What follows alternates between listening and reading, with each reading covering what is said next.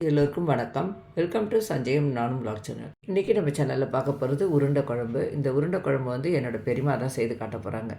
அவங்க வந்து சமையல் ரொம்ப நல்லா பண்ணுவாங்க. இன்றைக்கி உருண்டை குழம்பு வந்து கருப்பு கடலை வச்சு செய்ய போகிறாங்க. சரி, அதை நம்ம வீடியோ எடுத்து உங்களோடய ஷேர் பண்ணலாமேன்னு தான் வீடியோ எடுத்தேன். ப்ராப்பராக ட்ரைபேடெல்லாம் இல்லைங்க, நான் கையில் தான் வீடியோ எடுத்திருக்கேன், பாருங்கள். ஆனால் அவங்களோட சமையல் வந்து ரொம்ப நல்லாயிருக்கும். ரொம்ப சிம்பிளாக செய்து காட்டுவாங்க. டேஸ்ட்டு பார்த்திங்கன்னா சூப்பராக இருக்கும். வாங்க உருண்டை குழம்பு அவங்க எப்படி வைக்கிறாங்கன்றதை நம்ம பார்க்கலாம். ஒரு கடாய் வச்சு ஒரு 5-6 பல்லு பூண்டு சேர்த்துக்கிட்டாங்க. ஒரு சின்ன வெங்காயம் பொடியாக கட் பண்ணி சேர்த்துக்கிட்டாங்க. அப்புறம் தக்காளி வந்து 2 தக்காளி இருக்குன்னு நினைக்கிறேன். சின்ன சின்ன தக்காளி தான், அதையும் சேர்த்துட்டு ஒரு ஸ்பூன் சோம்பு போட்டாங்க. அவங்க என்ன பண்ணுறாங்க, ஃபஸ்ட்டு ஒரு மசாலா ரெடி பண்ணுறதுக்காக இதெல்லாம் வேக வச்சு எடுத்துக்க போகிறாங்க. 6 ஸ்பூன் கசகசா போட்டிருக்காங்க. டேஸ்ட்டுக்காக கொஞ்சமாக முந்திரி சேர்க்குறாங்க. முந்திரி வந்து நம்ம விருப்பம் தாங்க, வேண்டாம்னா விட்டுறலாம். கேஸ் ஸ்டவ் ஆன் பண்ணிவிட்டு சிம்மில் வச்சு வச்சுருக்காங்க. ஒரு 4-5 லவங்கம் சேர்த்துருக்காங்க. 2-3 துண்டு பட்டை அதுவும் சேர்த்துட்டு இதெல்லாம் வேகத்துக்கு தேவையான அளவு கொஞ்சமாக தண்ணியும் ஊற்றிருக்காங்க. தேவையான அளவு சால்ட்டும் போட்டிருக்காங்க. இதெல்லாம் நம்ம வேக வச்சுட்டு அதை அப்புறமா அரைச்சிட்டு சட்னி மாதிரி நல்லா ஒரு மசாலாவாக அரைச்சி எடுத்துக்கிட்டு அந்த மசாலாவை நம்ம ஃப்ரிட்ஜில் ஸ்டோர் பண்ணி வச்சுக்கிட்டோமா ப்ரிப்ரேஷன் மாதிரி நம்ம ஏதாவது குருமா குழம்பு இதெல்லாம் டக்குன்னு செய்துக்கலாம். அந்த மாதிரி நீங்கள் இதை யூஸ் பண்ணிக்கலாம். கொஞ்சமாக மஞ்சள் பொடியும் சேர்த்துருக்காங்க. இது கொஞ்சம் நேரம் நல்லா வெந்து வரட்டும். பாருங்கள், நல்லா வெந்து வந்திருக்கு. இதுக்கப்புறமா அதில் கொஞ்சமாக தேங்காயும் போட்டுக்கிட்டாங்க. ரொம்ப தேங்காய் வேண்டாம், கொஞ்சமாக போட்டால் போதும். குழம்பு நமக்கு எவ்வளோ வேணுமோ அந்த அளவுக்கு போட்டுக்கலாம். அதுக்கப்புறம் இஞ்சி முதலே போட மறந்துட்டாங்க, அதனால் இஞ்சியும் போட்டிருக்காங்க. ஒரு நிமிஷத்துக்கு அப்புறமா நம்ம ஸ்டவ் ஆஃப் பண்ணிவிட்டு அது ஆறுனதுக்கப்புறம் நம்ம மசாலாவை அரைச்சிக்கலாம். உருண்டை பண்ணுறதுக்காக கருப்பு கடலை அரைச்சி வச்சுருக்காங்க. பெரியம்மா கிட்ட நான் என்னெல்லாம் போட்டீங்க அப்படின்றத கேட்டேன். அவங்களே சொல்கிறாங்க, கேளுங்க. கூடவே கொஞ்சம் கிரைண்டர் சவுண்டும் கேட்கும், அட்ஜஸ்ட் பண்ணிக்கோங்க. வச்சுக்கின்னு அரைக்கக்குள்ள கொஞ்சம் சோம்பு போட்டு அரைச்சிக்கிறதுன்னு வெங்காயம், பச்சை மிளகா, இஞ்சி, கருவேப்பிலை, கொத்தமல்லி எல்லாம் போட்டு பிசைஞ்சு வச்சுக்கணும். அது வடையாகவும் சுட்டுக்கலாம், ஒரு பகடாவாகவும் போட்டுக்கலாம், உருண்டை குழம்பாக வச்சுக்கலாம், அடை சுட்டுக்கலாம்.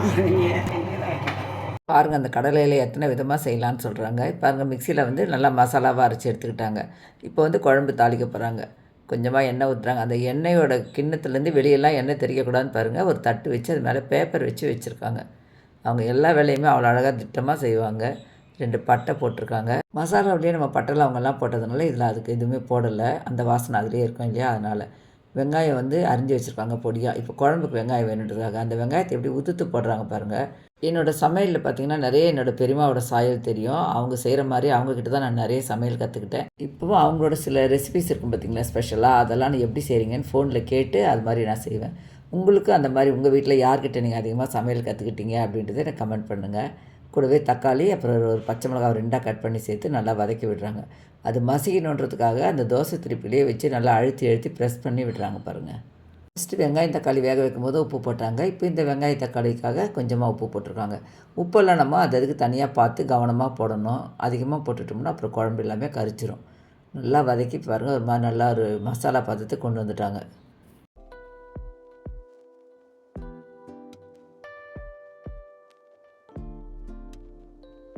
வெங்காயம் தக்காளியெல்லாம் நல்லா மசிஞ்சு வந்ததுக்கப்புறமா இப்போது காரம் சேர்க்குறாங்க. மிளகாத்தூள், குழம்பு மிளகாத்தூள் தாங்க 1½ ஸ்பூன் சேர்த்துருக்காங்க.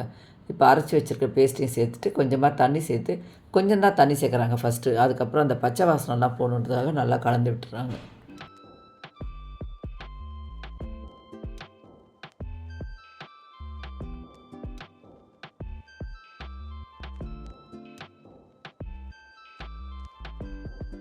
மிக்ஸி ஜார்லேயே கொஞ்சமாக தண்ணி வச்சுருந்தாங்க, அதையும் சேர்த்துட்டாங்க.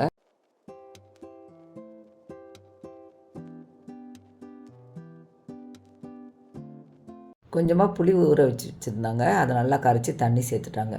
இந்த தண்ணி பத்தாது, அதுக்காக இன்னும் கொஞ்சம் தண்ணி ஊற்றிட்டு நல்லா கலந்து விட்டுட்டு மூடி வச்சுட்டாங்க. அப்போ தான் அதோட பச்சை வாசனை போகணும், அதுக்காக.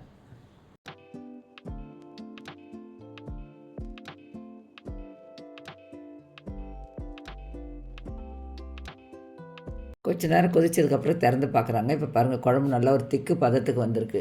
இப்போ அரைச்சி வச்ச மாவில் உருண்டையாக பண்ணி போடணும். இந்த அளவு திக்கு பதத்தில் நம்ம உருண்டை போட்டோம்னா குழம்பு கொதித்து வேகாது, பிடிச்சிக்கும். அதுக்காக தேவையான அளவு தண்ணி ஊற்றி அதையும் நல்லா கலந்து விட்டுறாங்க. தண்ணி நல்லா கொதித்து வரும் பார்த்திங்களா, அதுக்கப்புறம் நம்ம அரைச்சி வச்சுருக்க மாவை குட்டி குட்டி பால்ஸாக வச்சுருக்காங்க. அதெல்லாம் ஒன்று ஒன்றா போட போகிறாங்க. இப்போ மசாலா நல்லா கொதிக்கணும், அதுக்காக கொஞ்சம் நேரத்துக்கு மூடி வைக்க போகிறாங்க.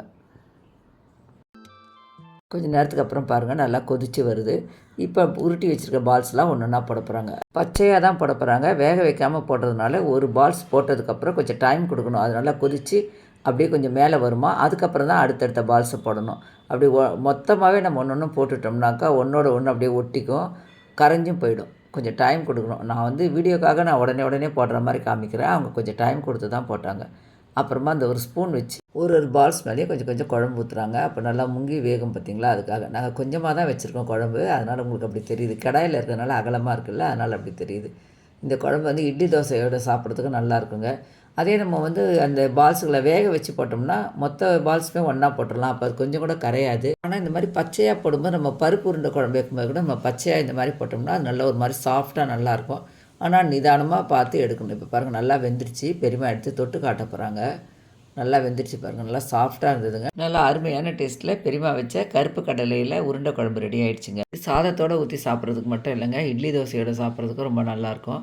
கண்டிப்பாக பெரியமாவோட பக்குவத்தில் நீங்கள் ஒரு முறை செய்து பாருங்கள். அவங்களோட வயசுக்கு அவங்க பக்குவத்தில் சமைக்கிறது ரொம்பவே நல்லாயிருக்கும்.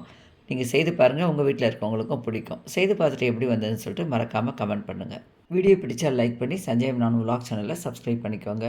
இதே மாதிரி வேறு ஒரு இன்ட்ரெஸ்டிங்கான வீடியோவோடு நம்ம மீட் பண்ணுவோம். தேங்க்யூ.